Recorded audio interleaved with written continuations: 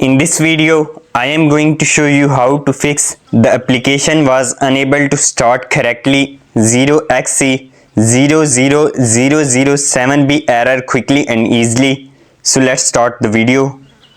First, open Google Chrome and type Visual C Runtime AIO. Then press enter. Click on the first link in the search results to access the website. Once you are on the page, locate the download button and click it. Then select the UK server link to begin downloading the file. After the download is complete, navigate to your downloads folder in Google Chrome and open the downloaded file. Now right click on the file and select extract all.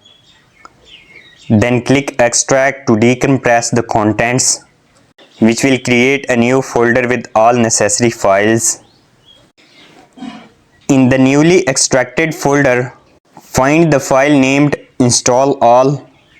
Once found, right click on it and choose run as administrator to ensure it installs with the required permissions. When the user account control prompt appears, click yes to proceed and allow the installation process to finish. Once it's done, close all the open tabs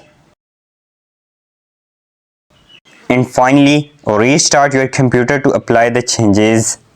This will fix the 0xc00007b error, allowing your application to launch properly.